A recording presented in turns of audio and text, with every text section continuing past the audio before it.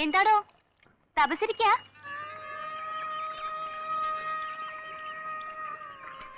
ജോയി എന്തിനാ കലാക്ഷേത്രത്തിൽ അന്വേഷിച്ചു വന്നത്? യാത്ര പറയാൻ. ഒരു യാത്രാമൊഴിയുടെ ബാധ്യത പരസ്പരം ഉണ്ടെന്ന് തോന്നി. യാത്രയോ? എങ്ങോട്ട്? എങ്ങോട്ടെങ്കിലും. മടുത്തടോ. ആ വീട്ടിലെ ജീവിതം എനിക്ക് മതിയായി. തനിക്ക് ഈ ഭ്രാന്ത് ഇനി അവസാനിപ്പിക്കാറായില്ലേ? അതെ, ഇനി അവിടെ കഴിഞ്ഞാ ഈ ഭ്രാന്ത് മുഴുവൻ ഭ്രാന്താകും. ഇപ്പൊ വീട്ടിൽ എന്താ ഉണ്ടായേ? എന്നോട് ആലോചിക്കാതെ അപ്പൻ എന്റെ വിവാഹം നിശ്ചയിച്ചു. തന്റെ കല്യാണോ? അയ്യോ, എന്നാടോ? എന്താ കളിയാക്കുവാണോ? എനിക്കിഷ്ടമില്ലാത്തൊരു പെണ്ണിനെ ഞാൻ കെട്ടത്തില്ല. അയ്യടാ, ഒരു ഗൗരവം എന്നോട് വേണ്ട കേട്ടോ. പണവും സൗന്ദര്യം ഇല്ലാത്ത ഒരു പെണ്ണിനെ ജോയിയുടെ അപ്പൻ എന്തായാലും കണ്ടുപിടിക്കില്ല, ഉറപ്പാ. പണവും സ്വത്തും മാത്രമാണ് അപ്പന്റെ ലോകം. അവിടെ പെണ്ണിന്റെ സ്വഭാവത്തിന് 100 മേനി വിളവ് വേണമെന്നില്ല. പണത്തിന് മാത്രമേ മുൻതൂക്കം ഉണ്ടാവൂ. എന്റെ മനസ്സിലെ ചില സങ്കല്പങ്ങളൊക്കെയുണ്ട്. അതൊന്നും എന്റെ അപ്പന് ഒരിക്കലും ദഹിക്കത്തില്ല സീതക്കുട്ടി. തന്റെ വീട്ടിലെ അവസ്ഥ നോക്കിയാ ഇപ്പൊ ഒരു പെൺകുട്ടി ആ വീട്ടിലേക്ക് വരണം. പുറത്തുനിന്ന് ഒരാളുകൂടി ഉണ്ടായാല് അപ്പച്ചന്റെ സ്വഭാവത്തിന് മാറ്റം ഉണ്ടാവും, തീർച്ചയാ. വേഗം പെണ്ണെ ചെന്ന് കാണാം. മക്കൾക്ക് ദോഷം വരുന്ന ഒന്നും അച്ഛനമ്മമാർ ചെയ്യില്ല. ജോയ് സമ്മതിച്ചേക്ക്.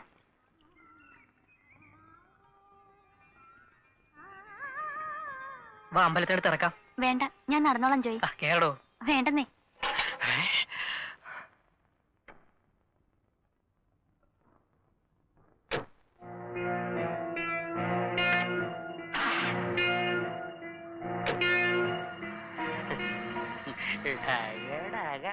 കോളേജിലേക്ക് ദൂരദർശൻകാർ വരുമെന്ന് പറയുന്നത് നെറ്റ്വർക്കിന് വരുമോ?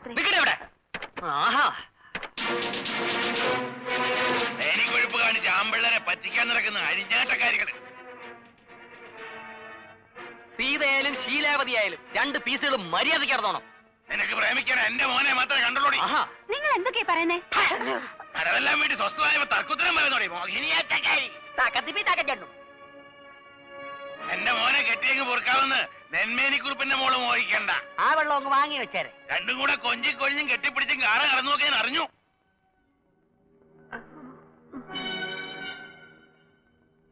ചെറുപ്പത്തിന്റെ ചോരത്തിളപ്പി ജോയ്മോൻ വല്ല കുസൃത്തരവും കാണിച്ച് കുഴപ്പം വല്ലതും പറ്റിയിട്ടുണ്ടെങ്കിൽ ചെലവിലുള്ള കാശ് അച്ചായൻ തരും. ഇത്തിരി ചെലവര് മാത്രം മതി. കേറി കാറെ കയറ്റി അടുത്തിരുത്തിക്കൊണ്ട് അവന്റെ ഒരു കറക്കം. ആണും പെണ്ണും കൂടി ഈ പ്രായത്തിൽ ചങ്ങാത്തം കൂടുന്ന എന്തിനാന്ന് എനിക്ക് അറിയാടാ. ഞങ്ങള് തമ്മി നല്ല സുഹൃത്തുക്കളാ, അല്ലാതെ അപ്പം വിചാരിക്കുന്ന പോലെയൊന്നും ഇല്ല. ഞാനും നിന്റെ അമ്മച്ചിയും തമ്മിലും വളരെ നല്ല സുഹൃത്തുക്കളാ. ആ സുഹൃത്ത് ബന്ധത്തിൽ ഉണ്ടായതാ നീ. വീട്ടിൽ പറയുന്ന ഈ അനാവശ്യങ്ങളും വൃത്തികളും തന്നെ അപ്പൊ നാട്ടുകാരോട് പറയുന്നത്. തർക്കുത്തരം പറയുന്നതാ നായേ. അവളും നീ തമ്മിൽ എന്നാ ബന്ധമാണെന്നാ ചോദിച്ചേ. അവൻ ആ പെണ്ണിനോട് അങ്ങനെയൊന്നും ഇല്ലാന്നല്ലേ പറഞ്ഞേ, പിന്നെ എന്നത്തിന് അവന്റെ മെക്കിട്ട് കേറുന്നേ? നീ ഒറ്റ ഒരുത്തി അവനെ ചീത്തയാക്കിയത്. കൊല്ലണ്ടത് നിന്നെയാ. കൊല്ലേ?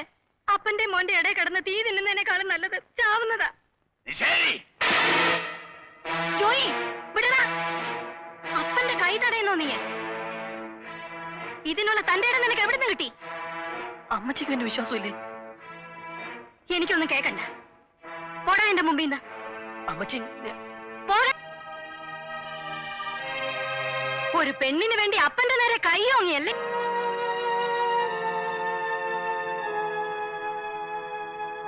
എന്റെ കൈ തടയാൻ മാത്രം മോൻ വളർന്നു അല്ലേ? ഒന്ന് കൊഴിച്ചു മൂടും ഞാൻ. എന്താണ് ഞാൻ കേൾക്കുന്നത്?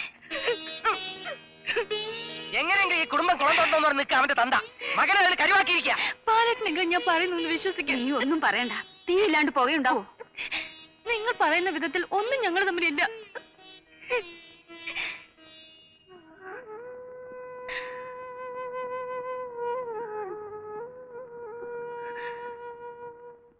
നിനക്കെന്താ ഇവിടെ കാര്യം? ഈട്ടിത്തറയിലെ ജോയ്ക്ക് നെന്മേനെ തറവാട്ടിൽ എന്താണ് കാര്യമെന്ന്? അപ്പൊ സീതയോട് എന്തൊക്കെ അപമര്യാദയെ സംസാരിച്ചു കേട്ടു. ക്ഷമിക്കണം. വേണ്ട, നിന്റെ വിശദീകരണം എനിക്ക് കേൾക്കണ്ട. ബാലേട്ട, ജോയ് ഒരു തെറ്റും ചെയ്തിട്ടില്ല. വെറുതെ വഴക്കുണ്ടാക്കണ്ട. കേറി പൊടിയകത്ത്. അവളുടെ ഒരു വക്കാലത്ത്.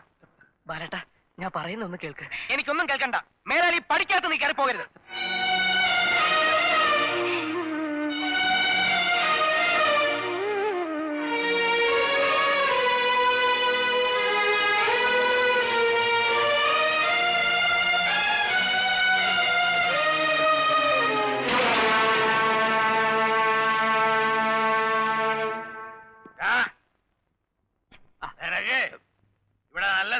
കിട്ടുമെന്ന് എനിക്കറിയാം.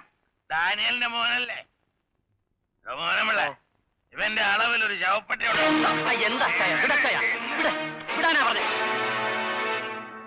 മരട്ട വകീലേ അച്ചായ നസ്രാണി പിള്ളേരെ വലയിട്ട് പിടിക്കാൻ വേണ്ടി തെങ്ങളെ അഴിച്ചു വിട്ടിരിക്കല്ലോ.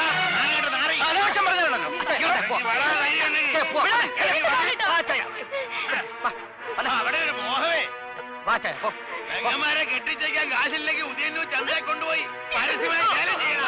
വക്കീൽ നാറി.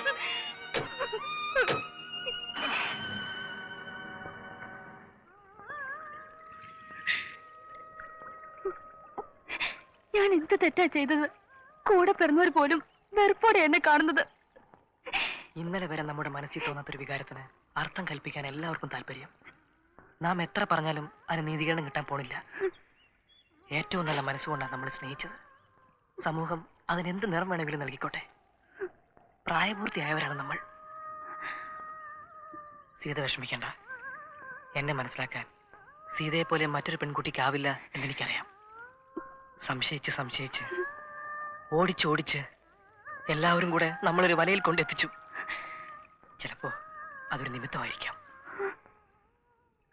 സീത എന്ന ഹിന്ദു പെൺകുട്ടി ജോ എന്ന ക്രിസ്ത്യാനി ചെറുക്കന്റെ ജീവിത സഖിയെ കടന്നു വരണമെന്നുള്ള നിമിത്തം.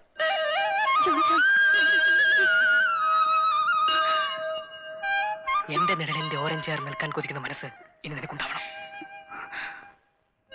സമൂഹവും ജാതിയും മതവും മനുഷ്യന്റെ മനസ്സിനേക്കാൾ വലുതല്ല.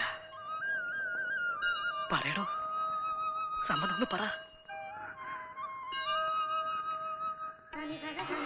സമ്മതം, 100 വട്ടം സമ്മതം. അങ്ങനെ പറയടോ. സമ്മതം.